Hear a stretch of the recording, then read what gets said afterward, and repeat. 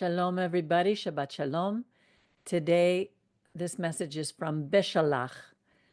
And once again, in Parashat Beshalach, it demonstrates that the stories in the Torah form a prototype, a formula for human behavior that will be repeated and continually be repeated throughout the centuries.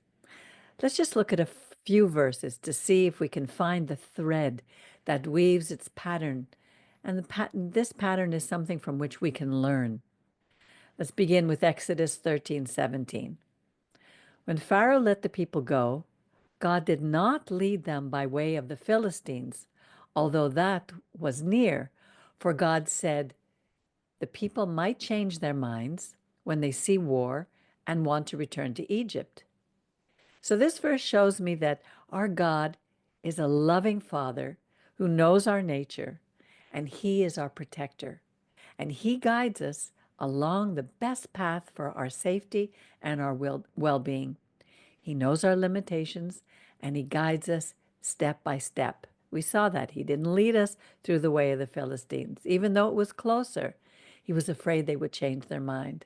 So He knew exactly what we were going to do, and He stepped in and showed us a better way. Now in Exodus 13:21, it says that God went before them in a pillar of cloud by day and pillar of fire by night to give them light, so that they could travel both night and day.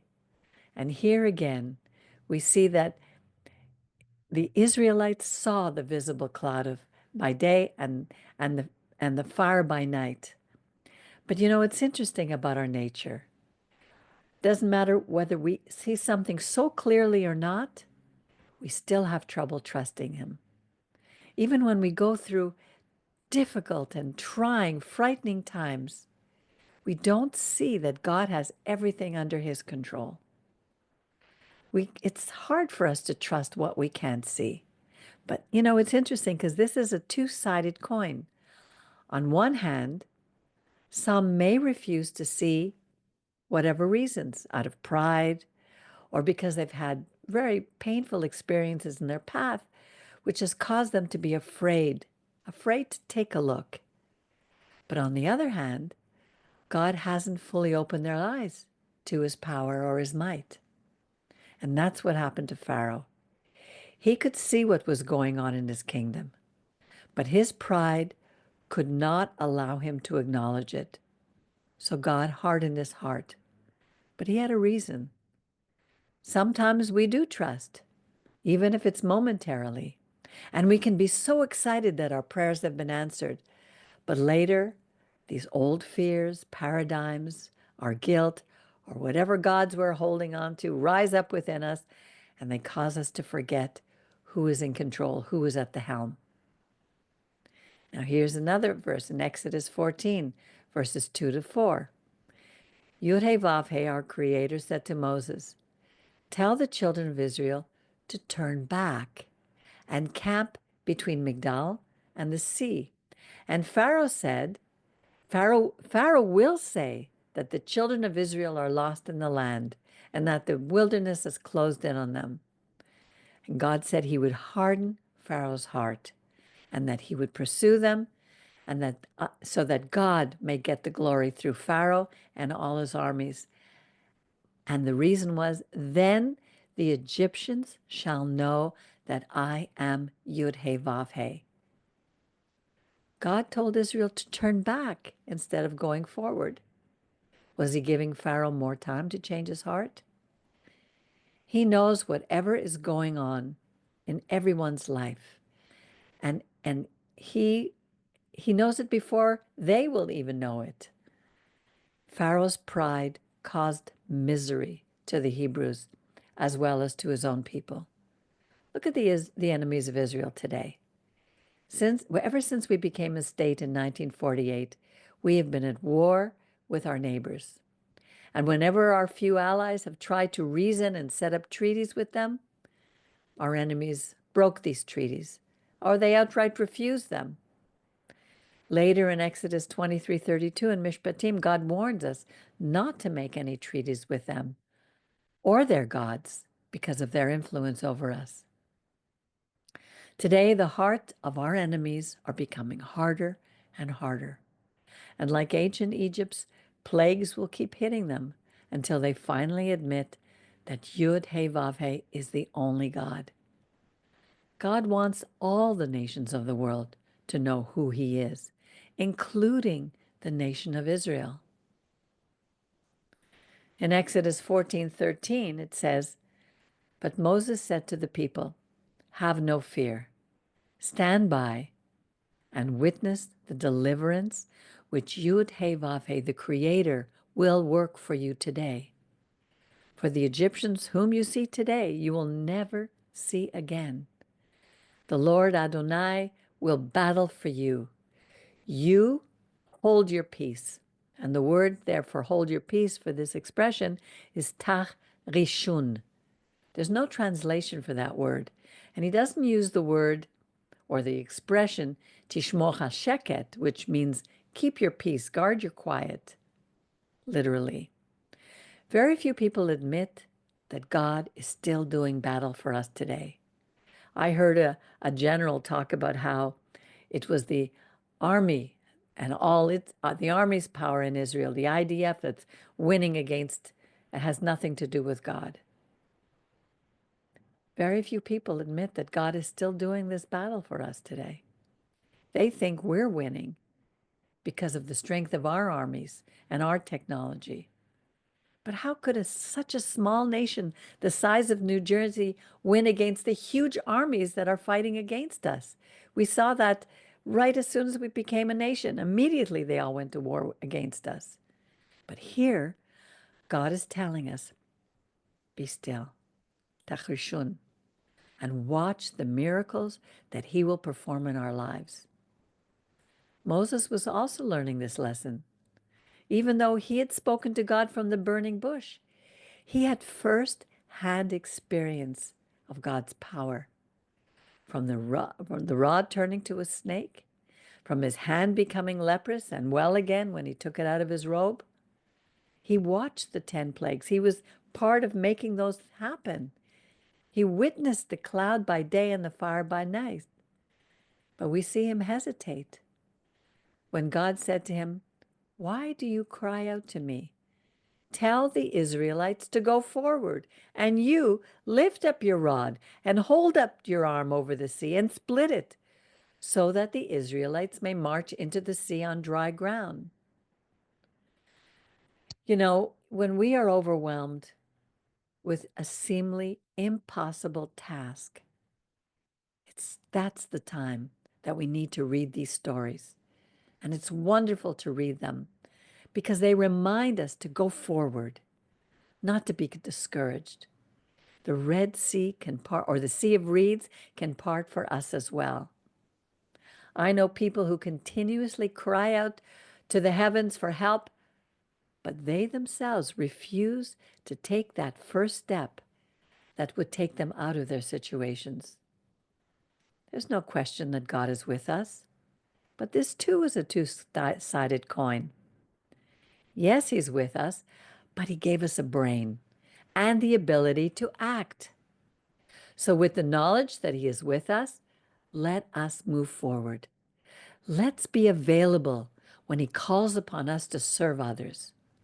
And above all, tachrishun, hold our peace. You know, I've noticed how God always prepares the road ahead, even when I can't see it. I may not hear His voice giving me specific instructions, like He did with Moses on what to do and exactly how to do it. But when I'm so frustrated and don't know what to do next, someone or something appears that helps me take the next step. They encourage me, even when I'm so discouraged. But if we allow ourselves to remain in a state of constant fear to the point that we can no longer move forward in our lives, we are not doing as God said, holding tachrishun, holding our peace. Remember, He said, "Be still and know that I am God." And it's important to remember we're just human. We can be afraid. We can falter. We can lose our faith and doubt ourselves and even doubt God and want to run away. All these things stop us from living the full life that God has planned for us and fulfilling the role that He has prepared for us. He gave us the ability to take control of our emotions and to go forward in stages, like we're going to be see Him doing with Israel over the next 38 years. People may not see it, but many of us fight our inner demons on a daily basis. These are the gods that hold us back from serving the one true God. Some even want to run back to their mother's womb, which is Egypt, and start again because they can't see a way out of their problems. But we have been set free from Egypt with all its gods that want to hold us back, that want to keep us in slavery. And here we read in Exodus 14, verses 19 to 20, the angel of the Lord who had been going ahead of the Israelite army now moved and followed behind them. The pillar of cloud shifted from in front of them and took a place behind them. And it came between the army of the Egyptians and the army of Israel. So there was a cloud with the darkness, and it cast a spell upon the night, so that one army could not go near the other army throughout the whole night. Then Moses held out his arm over the sea, and the Lord drove back the sea with a strong east wind all that night, and turned the sea into dry ground. The waters were split, and the Israelites went into the sea on dry ground, the waters forming a strong wall, both on their right and on their left. Wow, what a powerful picture.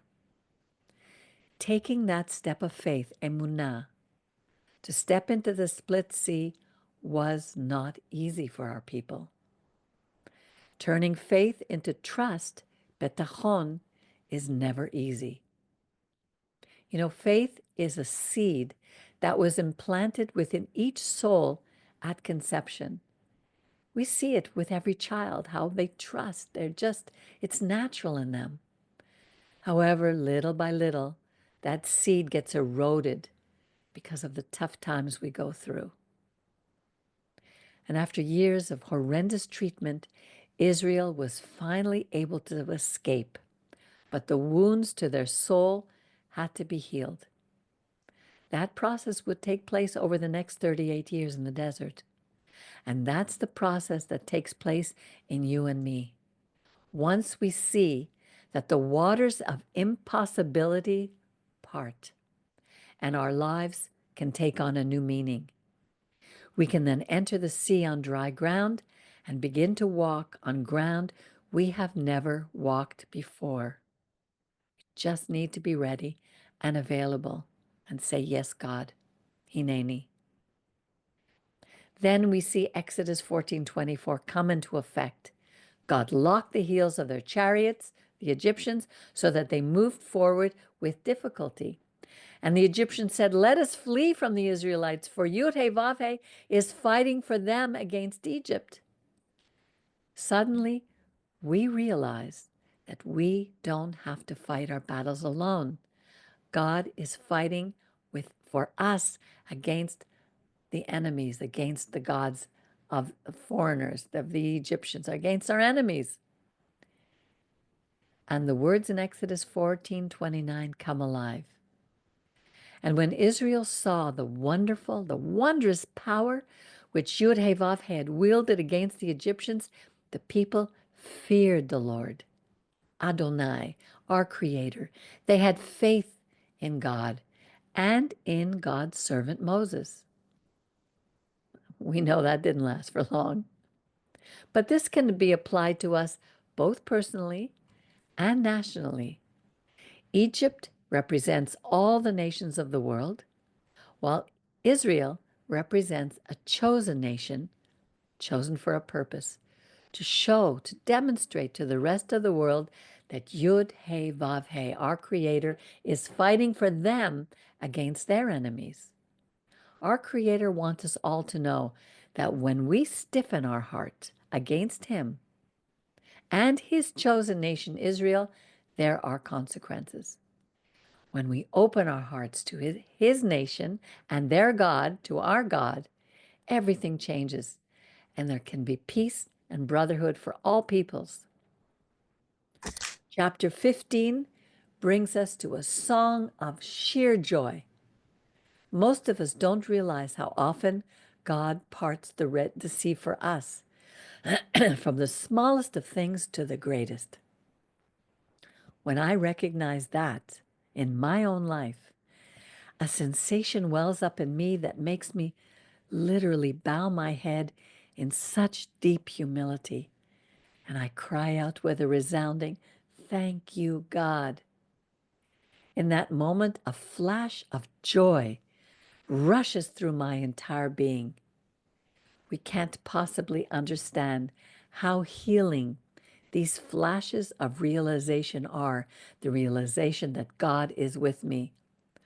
Far better for us women than the hot flashes of menopause. They reverse the stress that leaves our body weak and open to sickness. The more we exercise our faith in God and turn it into trust, the more joy comes into our life, no matter what is going on around us. And Exodus 15:26 takes this to the next step in our development. God said, "If you will heed your God, Yud-Heh-Vav-Heh, diligently, doing what is right, upright in God's sight, giving ear to God's mitzvot, his commandments, and keeping all his hukim, his statutes, then I will not bring upon you any of the diseases that I brought upon the Egyptians, for I, Yud-Heh-Vav-Heh, am your healer." We have to remember that when we get sick. We may try to find all kinds of cures and things. We go to doctors. The modern health industry is $1 trillion business. But we people, we would do far better if we simply followed his commandments, his chukim and his mishpatim, these words of Moses. And then we'll see that how God is our healer. Doesn't mean we don't do something. We still have to search physically, emotionally, and spiritually. But remember, God is our healer. And in Exodus 16:2-3, it says, in the wilderness, the entire Israelite community grumbled against Moses and Aaron. We had just seen all those things, and the grumbling. The Israelites said to them, "If only we had died by the hand of the Lord in the land of Egypt, when we sat by the flesh pots and we ate our fill of bread. For you have brought us out into this wilderness to starve this whole congregation to death." How often do we blame God for the things that we've brought upon ourselves? That's the theme that ends this portion, this parasha. And then begins the process of God's extremely long arm of patience with us, with his creation. We would be tested and tried over and over, not only during the 38 years in the wilderness, but throughout the centuries, right up to today. And God is looking at who is standing with him and who is not. Who is going to obey him and who is not? Who will follow him and who will not? Isn't that the prototype for our people, for us, throughout the ages? Let's ask ourselves that question. Am I following him, or am I following the rest of those people who think that they have all the answers? Shabbat Shalom.